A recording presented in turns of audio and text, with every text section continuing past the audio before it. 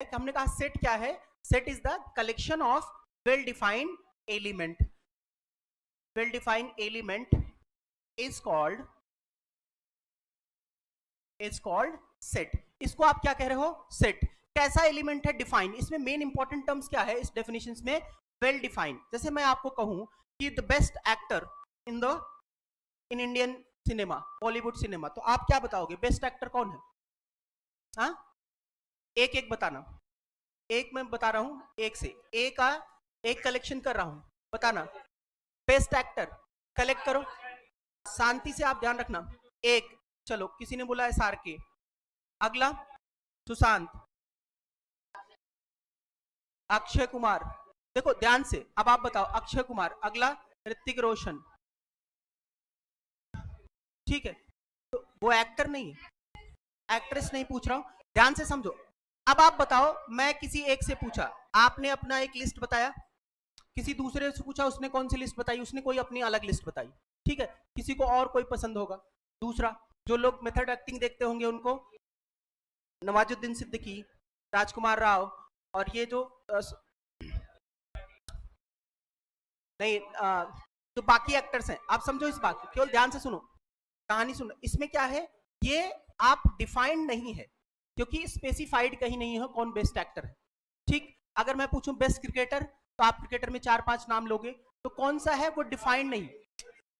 सुनो, अब आप समझो, विराट कोहली, रोहित शर्मा, जिसको जो पसंद होगा वो अपने हिसाब से आप रखोगे, लेकिन यहां पे ध्यान रखना है कि वो हमारा डिफाइंड एलिमेंट नहीं ना, वो डिफाइंड नहीं है। जैसे मैं आपको बताऊं कि अगर डिफाइन करना, मैं कर रहा हूं कि natural number, a set of natural number, natural number define है। मैं दुनिया में किसी से पूछने चला जाऊं, यहां से इंडिया से लेके फॉरेन में किसी से जाके पूछूंगा कि बताओ नेचुरल नंबर कौन से हैं, अप टू 20 तक, तो आप क्या लिखोगे, 1 2 3 4 5 अप टू 20 तक आप लिख लोगे। तो वो क्या है, 20 तक जो भी वैल्यूज आपने लिखा है, that is called defined element. किसी से भी पूछोगे सबका आंसर सेम रहेगा, तो इसी को आप कहते हो कि डिफाइंड होना चाहिए। पहला क्राइटेरिया आपका ये फुलफिल करे कि जो भी सेट्स आप बताओ वो डिफाइंड हो। जैसे मैं कहूं कि आईसीसी रैंकिंग में आप बताओ बेस्ट 11 प्लेयर, तो आईसीसी रैंकिंग हर साल बनती है, उसका अपना एक लिस्ट आता है, तो किसी से पूछोगे सबके लिए सेम ही रहेगा। मैं आपको, अब आपके यहाँ समझना है, तो मैं जैसे बताऊं कि number of people in your class या number of student in your class, तो आप बता सकते हो ये डिफाइन है या अनडिफाइंड, डिफाइंड है ना। तो अब मैं बताऊं the best novel, novel define है, नहीं डिफाइन है।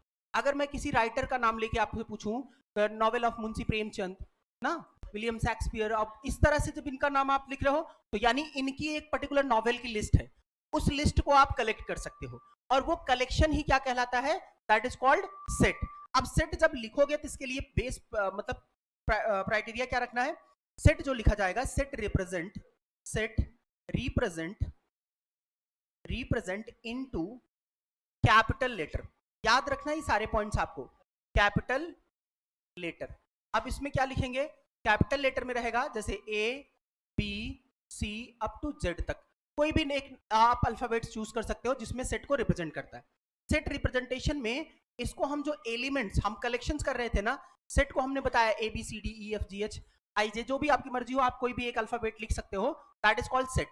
अब इस सेट को आप किसमें कलेक्ट कर रहे हो, कलेक्शन ही है ना, तो कलेक्शन में जो आप एलिमेंट्स कलेक्ट कर रहे हो उनको आप कहते हो element. The collection, the element represent into small letter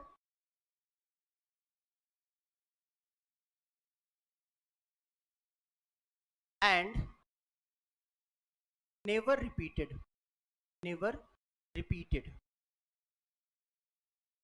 ये क्या करेंगे, रिपीट नहीं होंगे, ध्यान रखना कि जो एलिमेंट्स होंगे उनको आप रिपीट नहीं करो, अभी बताएं। और इनको किस में रखना है, आपको सेट लिखते टाइम ये ध्यान रखना, ऑलवेज कलेक्ट इनटू करली ब्रैकेट, करली ब्रैकेट। आपको क्या करना है, इनको करली ब्रैकेट में लिखना है। अब जैसे रिप्रेजेंट करना, जैसे मान ले आपको मैंने बताया कि कोई सेट है ए सेट को आप लिख रहे हो, तो आप किसे करली ब्रैकेट आपने बनाया, कोई भी आपने अल्फाबेट लिखा 1 2 3 4 5 आपने कलेक्ट किया, और ये क्या है, करली ब्रैकेट को आपने क्लोज किया, तो ये क्या कलेक्टेड है, कलेक्टेड एलिमेंट है, किसमें, ये सब क्या कहलाएंगे, they are known as element, element of set, किसी सेट के ये एलिमेंट है और ये क्या है आपका, ये सेट है। अब आप देखो सेट को आप किससे रिप्रेजेंट कर रहे हो, कैपिटल लेटर से।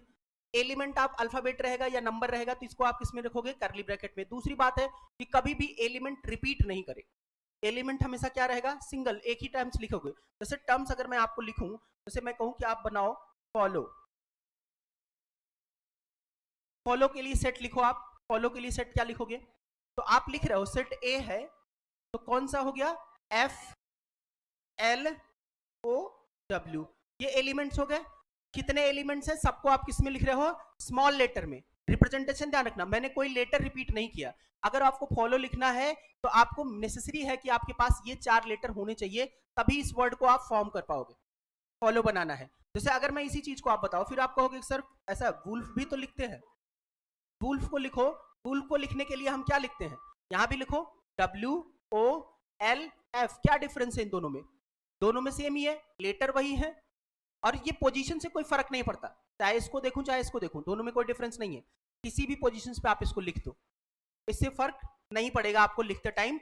याद रखना केवल यही, आपको कंपोनेंट में जो है ए और बी है, ये दोनों लेटर्स जो आपको यहाँ पे रिप्रेजेंटेड है, इन लेटर्स का क्या रिलेशन है कि कैसे आप इसको रिप्रेजेंट करोगे अल्फाबेट में स्मॉल लेटर से। मैंने कहा एलिमेंट्स जो है वो कभी भी रिपीट नहीं करेंगे। नंबर ऑफ एलिमेंट्स आपको लिखना पड़ेगा, तो किसी भी सेट में नंबर ऑफ एलिमेंट्स क्या होते हैं, नंबर ऑफ एलिमेंट। अगला टर्म्स क्या है कि नंबर ऑफ एलिमेंट क्या होगा, तो नंबर ऑफ एलिमेंट लिखोगे तो आप काउंट करो किसी एलिमेंट में। जैसे मैंने बताया कि नंबर ऑफ एलिमेंट सेट ए में कितने हैं, ए में काउंट करो 1 2 3 4, कितने एलिमेंट है 4, आपने काउंट कर लिया।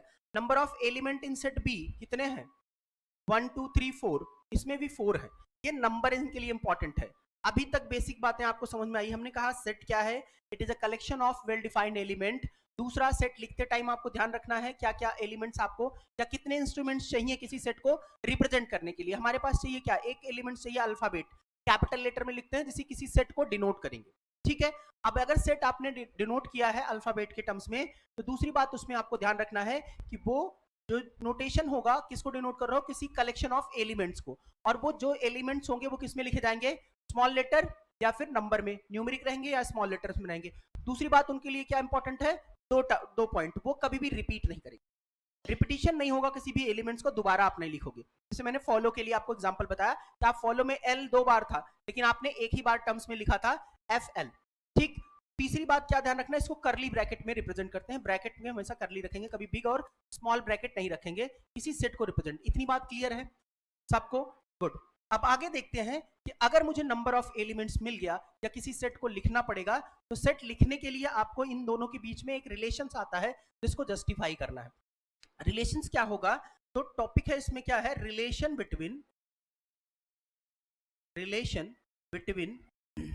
Set and element. हमने कहा ये दो चीजें हैं ऐसी किसी सेट को लिखते टाइम, सेट है और एलिमेंट है, तो इनके बीच में क्या रिलेशंस होता है, ये सेट है और इसके एलिमेंट्स हैं ए बी 1 2, कुछ भी हो सकता है XYZ आप लिख सकते हो, किसी टर्म्स को डिफाइन मैंने किया, कलेक्शंस कर रहे हैं कि यहाँ ए बी 1 2 दिया है आपको। अब ये ए बी 1 2 क्या है, दे आर एलिमेंट। अब आप समझो ये क्या है, फैमिली बॉस, बिग बॉस कौन है, ए, हमेशा सेट, बाकी सब कौन है, एलिमेंट, कंटेस्टेंट है, कंटेंडर है। जैसे आपको बिलोंग्स करने की बात करें, अब ये समझो अगर फैमिली में जैसे फादर हो गए, तो फादर क्या है, किसी को कोई जानता है, किसके नाम से जानेगा, आपके घर में आपको कोई जानता है किसके बेटे हैं, इनके बेटे XYZ ना, तो आपको डिनोट किससे किया जाता है, आपके फादर से। तो यहाँ एलिमेंट को किससे डिनोट किया जाएगा, वो किस सेट का मेंबर है, किस फैमिली का मेंबर है, ये तो फैमिली ही है ना।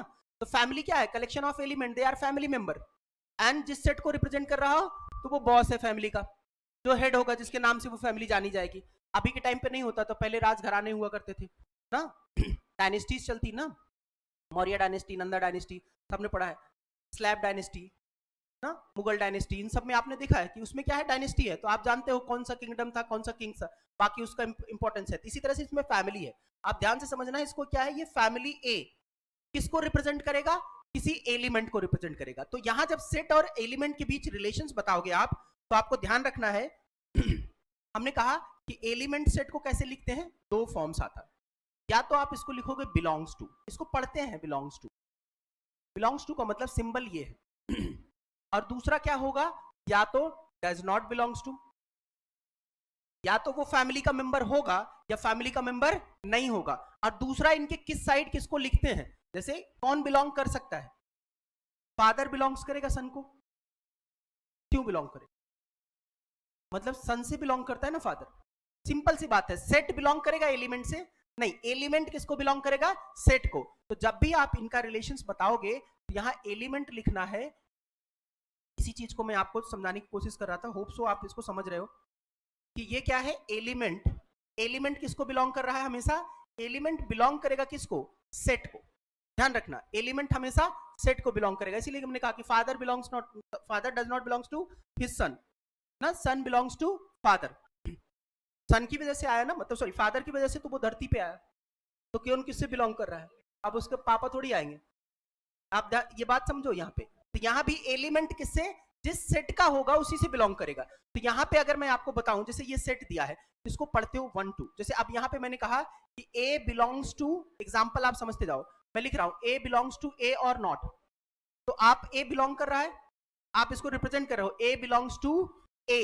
यहाँ पे मैंने कहा 1 बिलोंग्स टू ए, अगर मैं लिखूं 2 belongs to A, B belongs to A. अब मैं बताऊं अगर 3 does not belongs to A, तो 3 बिलोंग नहीं कर रहा है, तो आप कैसे रिप्रेजेंट करोगे, डज नॉट बिलोंग्स टू, मतलब 3 इसका एलिमेंट नहीं है। डज नॉट बिलोंग्स का मतलब है कि 3 इसका एलिमेंट नहीं है। अब यहां पे कौन सा है, अगर मैं 4 को बताऊं, 4 बिलोंग्स टू है कि does not belongs to, 4 does not belongs to. इसको पढ़ोगे, लिखने का मतलब क्या है, मैथमेटिक्स में हम किसी चीज को लिख रहे हैं, ये सिंबल से रिप्रेजेंटेशन है। तो सिंबल जैसे आप बना देते हो, आप लोग आजकल के सिंबल में क्या जानते हो, हैशटैग चल रहा है कि नहीं ना। तो यहाँ पे क्या है, इसमें सिंबल है कौन सा, बिलोंग्स और डज नॉट बिलोंग्स टू। ये किसके किसके बीच रिलेशन बताएगा, एलिमेंट और सेट के बीच का रिलेशन बताएगा। यहाँ पे जैसे मैंने बोला कि सी बिलोंग्स करेगा या नहीं, बिलोंग्स टू ए और नॉट, तो आप देखो इसमें है ही नहीं सी, इस एलिमेंट्स का पार्ट नहीं होगा। अब यहाँ पे ये बेसिक्स एक रिलेशन हमको समझ में आया कि एलिमेंट और सेट के बीच का जो रिलेशन होता है दैट इज कॉल्ड सेट, कैसे, बिलोंग्स और डज नॉट बिलोंग्स। दोनों के बीच का रिलेशन किससे बताएंगे कि बिलोंग्स कर रहा है या डज नॉट बिलोंग्स कर रहा है, या ये इस एलिमेंट का मेंबर है या इस सेट का मेंबर है या नहीं है मेंबर। बेसिक बात आपको